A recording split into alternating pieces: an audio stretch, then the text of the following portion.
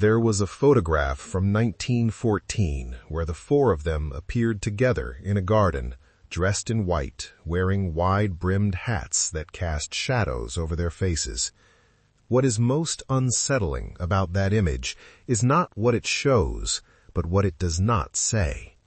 Because there they are, smiling, still unaware that their bodies no longer belonged to them, that every gesture, every tilt of the head, every way of folding their hands was already being evaluated by people who would never speak to them directly, but who decided everything about them from rooms they would never enter.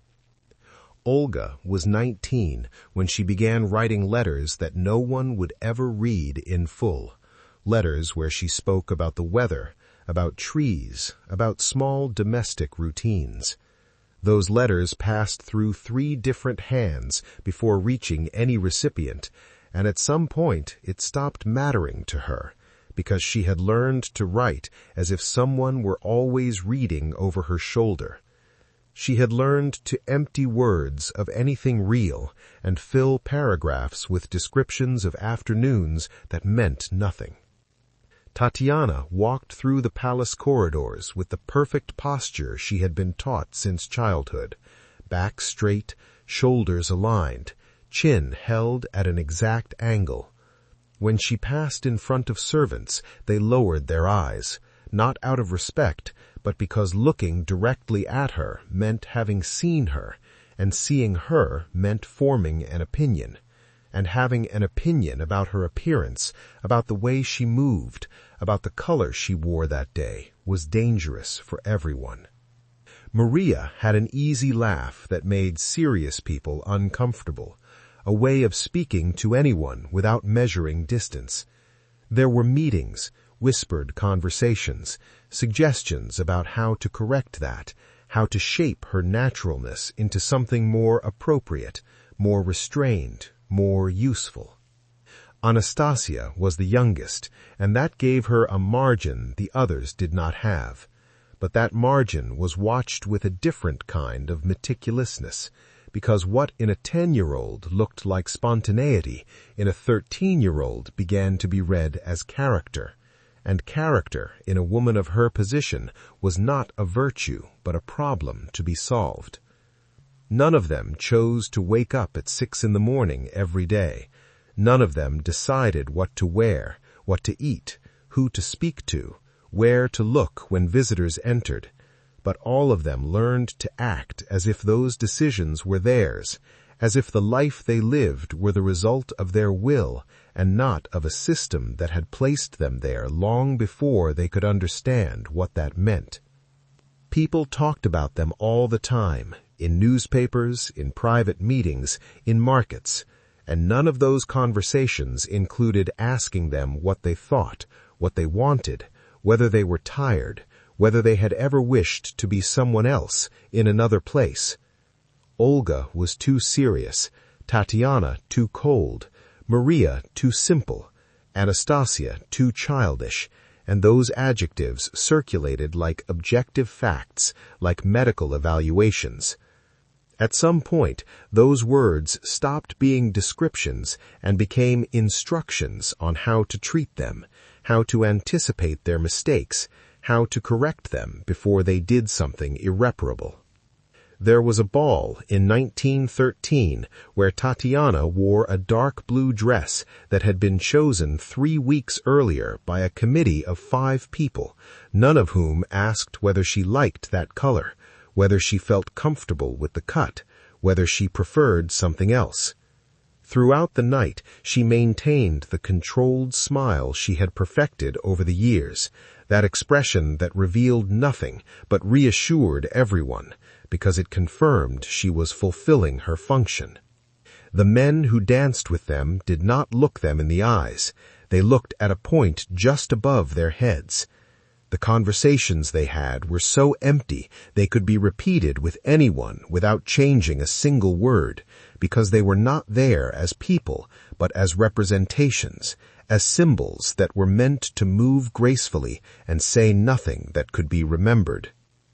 Maria once mentioned in a letter that her back hurt, and that single sentence was enough for 3 doctors to examine her for a week, not because they cared about her pain, but because a body that did not function perfectly was a body that failed in its purpose. And the purpose of her body was not to be comfortable for her, but to be presentable for others. They prescribed exercises, adjusted her routine, modified her diet, and at no point did they ask whether she wanted any of it, whether the pain was truly severe, whether she would have preferred simply to rest for a day, because rest was not contemplated in the manual of what was expected of her. There were rumors about Olga, rumors that never became concrete accusations, but circulated with enough insistence that someone decided it was necessary to watch her more closely. That surveillance did not consist of direct questions, but of longer silences when she entered a room, of looks that lasted a second longer than necessary, of doors that closed when she approached. All of it without a word, without an explanation, only the weight of knowing that something had changed and that the change depended not on anything she had done, but on what others decided to think about her. The palace was enormous, but the space available to them shrank every year, not physically, but in terms of where they could be without their presence causing discomfort, where they could sit without interrupting something important, where they could speak without someone reminding them with a look that this was not the moment. Anastasia spent hours in her room not because she wanted to be alone, but because she had learned that being in other places meant being watched, commented on, evaluated, and solitude at least did not require performance. The letters they received were opened before reaching their hands, and the letters they sent were read by people whose job was to look for anything that could be interpreted as dangerous, inappropriate, revealing. That search was so meticulous that even the most innocent phrases took on a sinister weight under that gaze, because when everything can be suspicious, nothing is safe. Tatiana stopped writing personal letters in 1915, not because it was forbidden, but because she realized that every word she wrote no longer belonged to her, but to whoever read it first. And writing for a censor is like speaking to someone who listens only to contradict you. Eventually, you fall silent. There was an afternoon in 1916 when Maria asked if she could go for a walk alone in the garden, a simple, reasonable question. The answer was not a direct no, but a series of reasons why that particular day was not convenient, and the next day neither, and the day after even less, until she stopped asking because she had understood that the answer would never be yes, that the permission she was seeking did not exist and never had, that her desire to be alone for a moment did not matter in the face of concerns that no one would ever explain to her. The people who worked close to them began to disappear without notice. A gardener who had been there for 10 years suddenly was not there anymore. A maid who had braided their hair since they were children was replaced by someone who spoke to them only when strictly necessary. No one explained why. No one answered when they asked. Eventually they stopped asking, because they had learned that absences required no explanation, that people simply disappeared and the world continued as if they had never been there. Olga wrote a single line in her diary in February of 1917. Today it rained. That was the entire entry for the day. And it is difficult to know whether it truly rained or whether she simply no longer had anything she could write without someone misinterpreting it, without her words being used against her in conversations she would never hear. In March of 1917, they stopped being who they were and became an administrative problem, a logistical matter, bodies that had to be moved from one place to another without consulting their preferences because their preferences were no longer relevant. They were taken to Tsarskoye Selo and the doors were closed, not violently, but with that bureaucratic firmness that allows no discussion. Suddenly the palace that had been their comfortable prison became their literal prison, and the difference was so subtle it was almost unnoticeable, except for the fact that now the guards no longer pretended they were not watching. They were told it was for their safety, and perhaps on some level someone believed that was true, but the safety being offered consisted of taking away everything that made them feel safe, taking away the illusion of control, the possibility of choosing even which book to read that afternoon, and replacing all of it with imposed schedules, routines designed by others, silences that lasted for days because no one considered it necessary to inform them of anything. Tatiana tried to maintain composure, that dignity she had been taught as if it were a shield, but dignity only works when someone recognizes it, and the men guarding them did not see dignity but stubbornness, did not see composure but passive resistance. That interpretation changed everything because it turned every gesture of normality into an act of defiance that had to be corrected. Maria cried sometimes at night, a quiet crying her sisters heard but never mentioned, because speaking of it meant admitting what they all knew but none of them wanted to name, that something irreversible was happening and there was nothing they could do to stop it. In August, they were transferred to Tobolsk, a journey of days under conditions no one explained to them in advance. During that journey, Anastasia looked out the window at landscapes passing by that she would never see again, and her face showed not fear, but that empty expression of someone who has already understood that whatever comes next does not depend on her, that her life is now decided in meetings where her name is mentioned as an item on a list, not as a person. In Tobolsk, the rooms were smaller, the windows higher, the food scarcer. All of this was presented as necessity, as an inevitable consequence of circumstances that were never fully explained. They accepted each reduction because the alternative to accepting did not exist, because refusing implied a punishment no one named but everyone understood. Olga stopped writing in her diary in November of 1917. The last entry read, "It is cold." 3 words that could mean anything or nothing, that could be a description of the weather or a metaphor for how she felt. There is no way to know, because after that line the diary is blank, as if she had run out of words or reasons to write them. The guards spoke about them in the third person even when they were in the same room, discussing them as if they were pieces of furniture that needed to be rearranged. This dehumanization was not violent in the traditional sense, but administrative, cold, efficient, the kind of violence that leaves no visible marks but dismantles a person from the inside.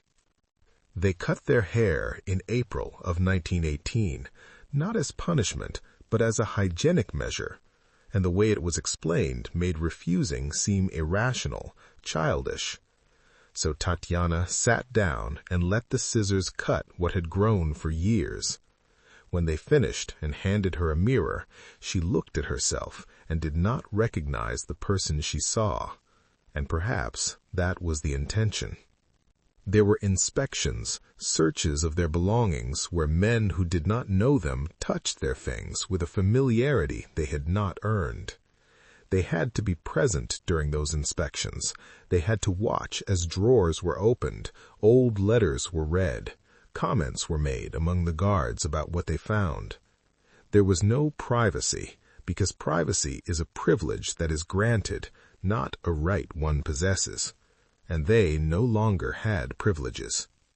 Maria fell ill during the winter with something the doctors never clearly diagnosed. They treated her with the practical indifference of people who know that the effort to heal does not justify the resources. She recovered not because she received good care, but because her body decided to endure despite everything. When they asked how she felt, she said, "better," even when it was not true, because telling the truth meant admitting weakness, and weakness was dangerous. They were allowed to walk in a small courtyard for 30 minutes a day. Those 30 minutes were timed with precision.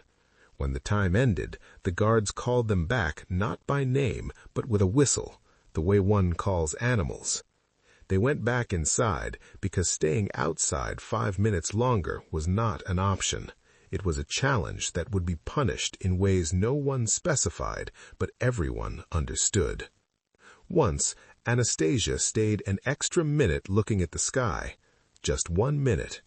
The guard who came to get her did not shout, did not touch her. He simply looked at her in a way that made it clear that the minute had been noted, recorded, that there were consequences for everything, even if those consequences were not immediate.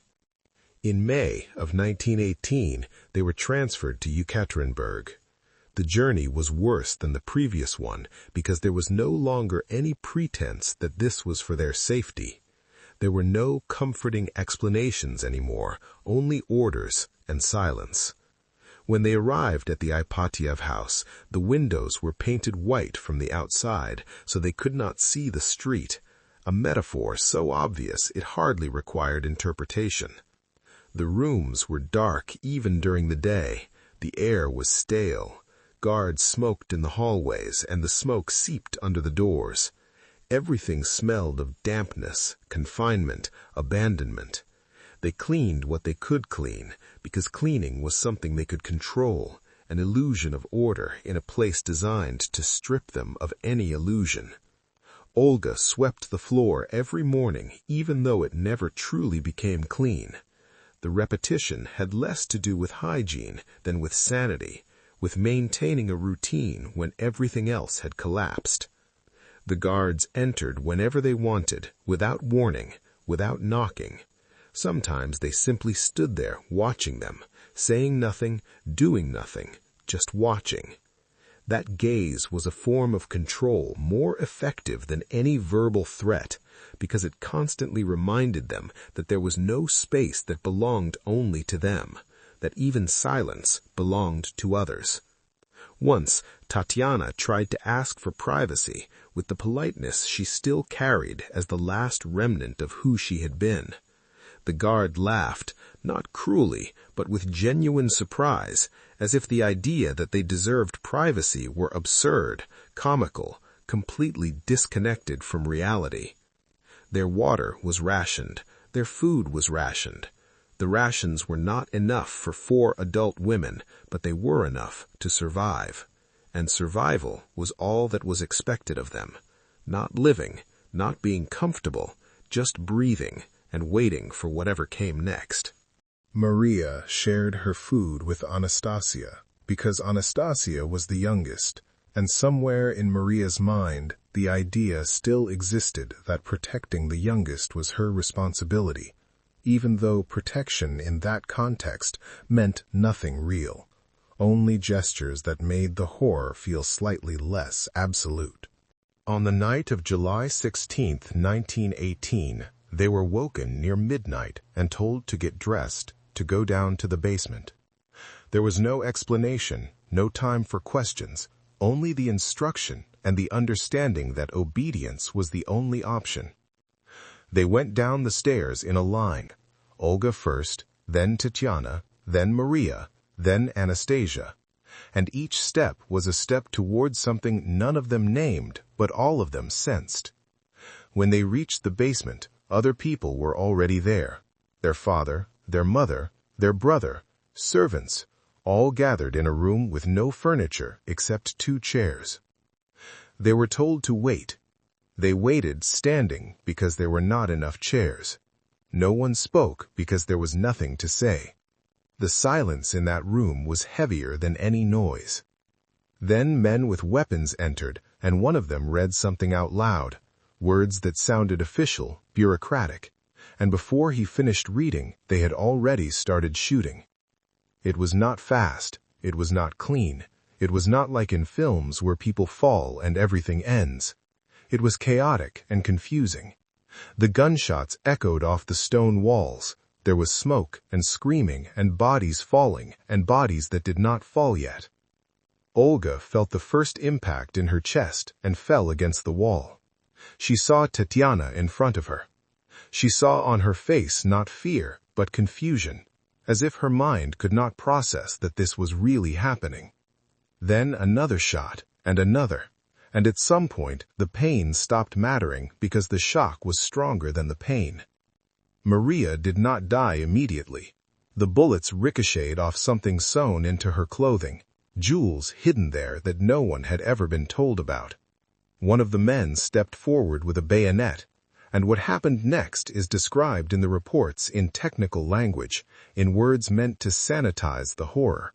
But horror cannot be sanitized. It can only be documented. Anastasia was unconscious but still alive when they began to load the bodies. When she moved, one of the men shot her in the head, not in anger, but with efficiency, like someone finishing an unfinished task. The bodies were buried in a forest, partially burned with acid, covered with earth and branches. For decades, no one knew exactly where they were. When they were finally found in the 1990s, what remained were fragmented bones, remains that had to be identified through DNA, because there was nothing recognizable left, nothing that indicated who they had been before becoming forensic evidence. The men who killed them wrote reports, official documents explaining what they had done with the same neutrality used to describe an administrative procedure. Some of those men lived for decades afterward, had families, died of old age, and never expressed remorse. Because within the system they operated in, what they had done was not a crime, but a task, and tasks do not require remorse, only completion. The world moved on. The revolution continued. The country changed its name and its system, and later changed again. In none of those transformations did the four sisters matter as people, only as symbols that could be used or discarded depending on whatever narrative was needed at the time. And that may be the most enduring form of violence, not the one that ends a life, but the one that continues reshaping it even after death. There are photographs of them circulating on the internet, in history books, in documentaries. People look at them and see princesses, see romantic tragedy, see historical drama. What they do not see is that the girls in those photographs never had the option not to be there. They never chose to be photographed. They never consented to have their images used a century later to illustrate lessons about the past that do not include them as people, only as examples. And perhaps that is what truly chills the blood, not how they died, but how they lived.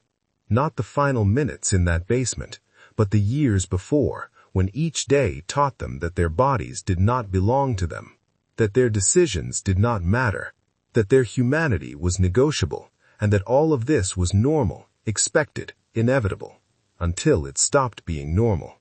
But by then, it was too late for the difference to matter.